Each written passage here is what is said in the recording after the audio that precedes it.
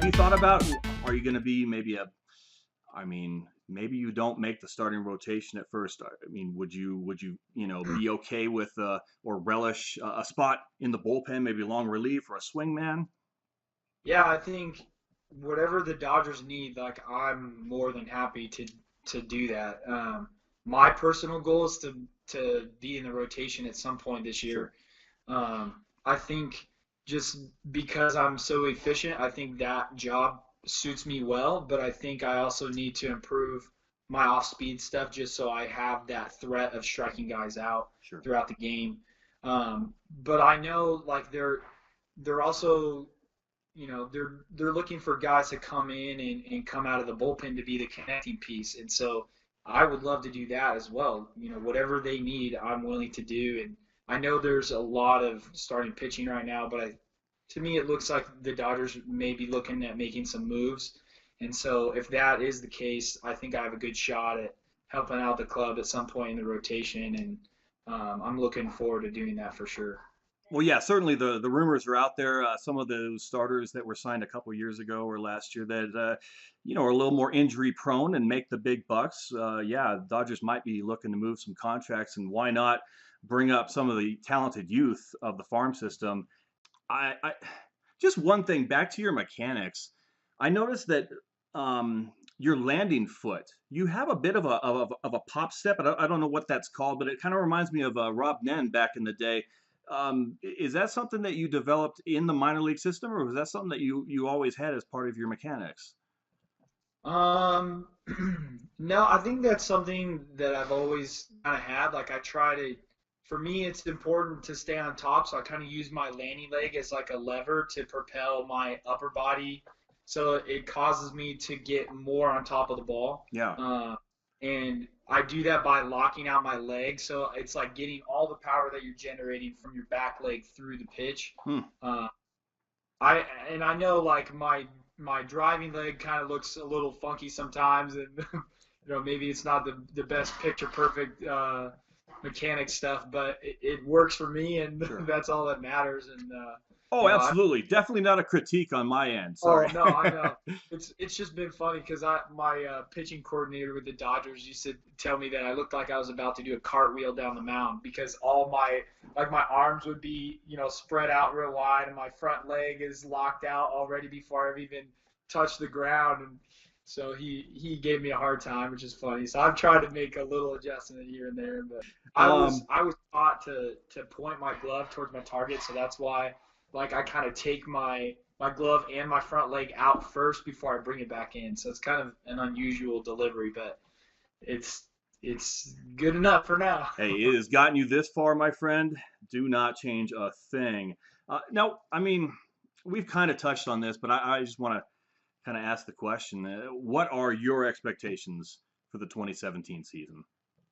I would my expectations. I'm probably going to start in AAA is what I'm thinking, and then my goals. I want to make a debut next season, and I don't really know how long I could be up with the team, but I want to at least debut with the team next year.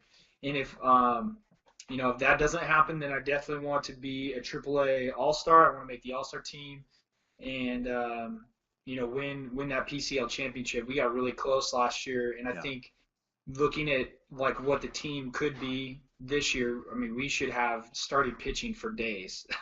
yeah, So we have a lot of guys that can pitch, and Cody Bellinger is probably going to be in AAA, which is cool. I've played with Cody a lot, and I know like him at first base is one of the best things you could have on your team.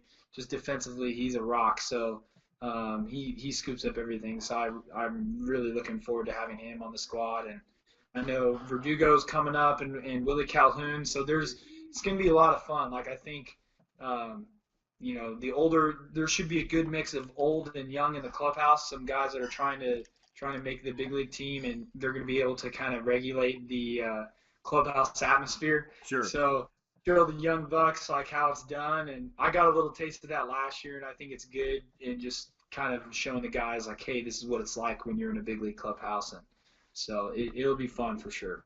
Now, I mean, if you could talk about that a little bit, I mean, has there been any guys in the organization or on the team that kind of taken you under their wing or showed you around? Yeah, for sure. So when I first showed up to Oklahoma City, Sam LaCure, who played for the Reds for a number of years, he was my locker mate, Oh, nice. and he was, he's a crack, a really nice guy, and whenever I had like a question, I would just kind of like quietly ask him, and he would, he wouldn't embarrass me or anything. He just kind of let me know how it is, and he ended up buying me a suitcase during the season because I didn't have one, so that was really nice of him to do that.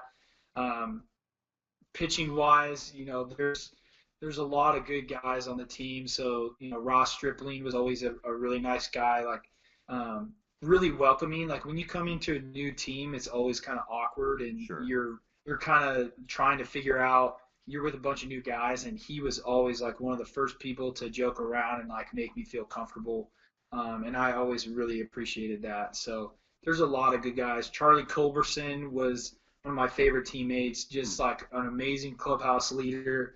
He's got a beautiful family, just a nice guy, and Sure. you can tell his heart's in the right place. And I'd always play behind that guy, so he's Awesome. really cool. Yeah, No, I just kind of wanted to talk about, or maybe I'm not going to talk about it, but I wanted to ask you to talk about maybe for the kids out there, the youth, somebody thinking about getting into Major League Baseball or having that dream. Just kind of talk about the hard aspects of minor league baseball life. yeah. Well, for me personally, I came from a Christian background, a Christian home, and so going into minor league baseball was kind of like a culture shock for me at first. There's a lot. It's a difficult environment at times, and but it's also good. Like I think going from a young age, like baseball, been playing in the big leagues was never something that I was like telling people that I was going to do. It Sure. wasn't like a goal that I would think about every year, but it was always in the back of my mind. Yeah, that would be awesome. It's Yeah. every kid. But I think it's important to like make sure you're making progressive goals. So whenever you start a sport, you make a goal for that season and you kind of stay in the present moment. Sometimes kids get too focused on the future, Hmm. and so they just like go and go and go, and then they don't have enough rest in their body, and so their arm and blows out, and they have a hard time making it through the sport.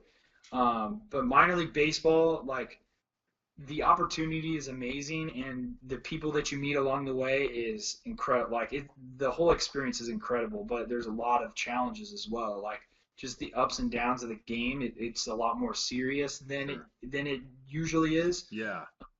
and so there's a lot of pressure. There's expectations from the public. There's expectations from the front office, and then yourself. You want to set goals and accomplish what you set out to do, and so there's a lot of pressure with it as well. Where's the most pressure come from? Is it from yourself? Is it from the fans? Is it from the teammates, management? Where do you feel the most pressure? I think just the expectations that you have for yourself and other people, that they have for you. So, like obviously, you take let's take like a first round pick for example. There's a lot of pressure on those guys because they're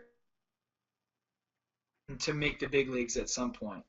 Whereas, a guy who's a later pick, he's not expected to make the big leagues because, oh, he's just making it by the skin of his teeth. Yeah. And so you fight those expectations from people. You either say like, I'm going to prove everyone wrong, or then the opposite is I'm fearing other people and what they're thinking of me, and Mm. so that fear constricts you from doing what you want to do.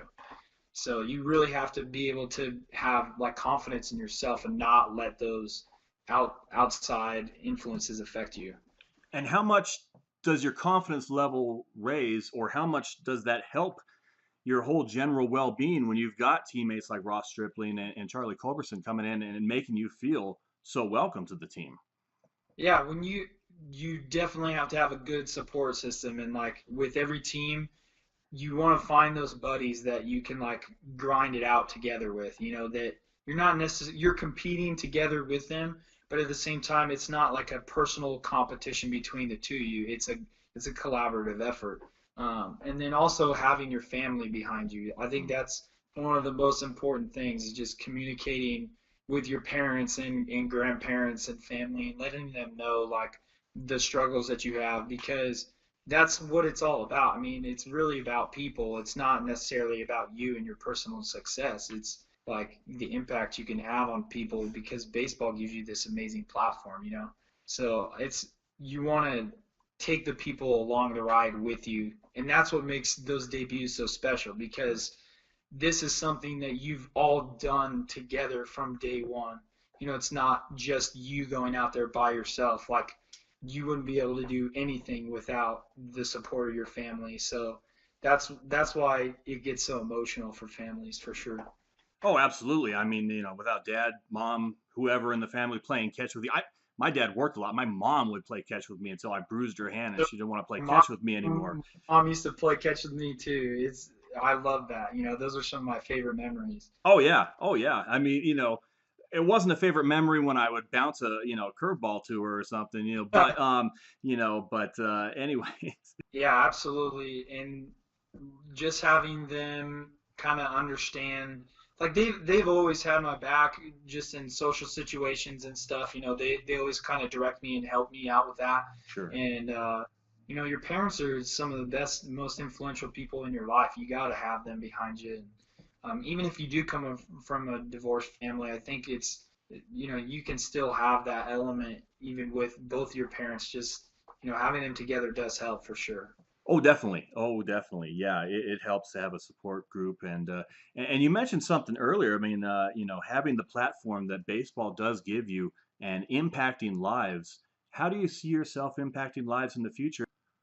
Well, first, I just want to be like approachable to kids. Like I think when I was their age, like I remember seeing like, you know, guys in the minor leagues or in the big leagues and I just was like, "Oh my gosh," you know, I was like afraid to talk to them Oh even. yeah, And so I just want to go up to them and like let them know, "Hey, we're just normal people struggling through life just like everybody else." yeah, So that's and then also like I really enjoy like personal development with people, and so like later down along the road, I would love to do coaching at some point. I this off season I volunteered as like a an assistant pitching coach at Cal Baptist, oh and nice, so it's been fun to like take.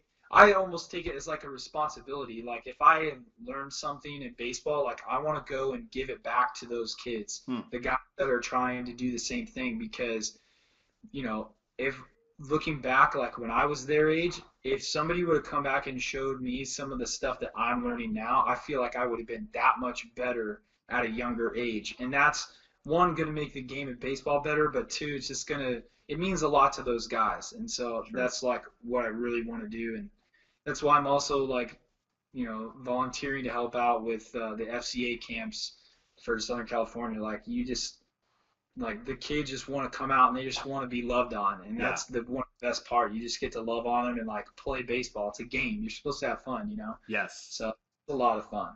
I'm blown away by you. You're awesome. I love your personality. I think you're going to be a great coach later on down the road and be able to connect with those kids. But I think more importantly nowadays, just for a big leaguer like you or a professional ball player to be able to look at a kid, and go, "Hi," that's really going to touch the kid and go, he talked to me, and he's going to tell kids at school about that. He's going to tell his parents, his grandparents about that. I mean, that's going to be something that he's going to talk about maybe the rest of his young life, until adulthood. But I'm excited for the 2017 season for you, Trevor Oaks, and for the Dodgers organization. They better not trade you. I'm just going to say that right now. I keep on hearing the rumors about Brian Dozier and Jose De Leon and all this stuff. And I'm Yeah, like, do not trade my Trevor Oaks, okay? I appreciate that. That's really nice of you. I know I'd love to stay with the Dodgers. You know, they've been a fantastic organization. Just like the people that you meet along the way, it's incredible. Just having like Greg Maddux come out and Oh, wow. this last season, that is something like really special. And it's just funny because you build up these like ideas of what you think people will be like when you meet them, Sure. and in some ways they're kind of what you expect, and then they just blow you away in others. It's really cool to have those opportunities. I'm really hoping to get to meet Clayton Kershaw too, and just talk with him. Talk baseball and stuff. It'd be really fun. So Absolutely, absolutely. Love talking baseball with you, Trevor. Anytime you want to come back, please come back and see us. Hopefully, I'll see you in spring training over in Glendale in just a couple months here. What day do you report? it hasn't. They haven't officially announced it yet. They sent me like a schedule, so they told me to prepare for big league camp, and that's kind of what I'm thinking will happen. But they haven't officially announced it, so I'm kind of waiting to hear back from them. They said it should be after the new year at some point. So Cool, that's cool. kind of what my idea is. Well, I keep on buttering up my wife. I'm gonna try to get on over there to Arizona. She might let me do a trip. I'll bring a camera and maybe I'll talk to you then. But Trevor, man, hey, happy New Year. Stay blessed and Thank have a great year. Okay, my brother. you too. Take care, and it's good talking with a Riverside guy. I appreciate that. Yeah, the rain cross, baby. That's right. All right, Trevor. Happy New Year, brother. All right, take care, Steve. All right, thank Thanks. you. Have a good one. All right, you too.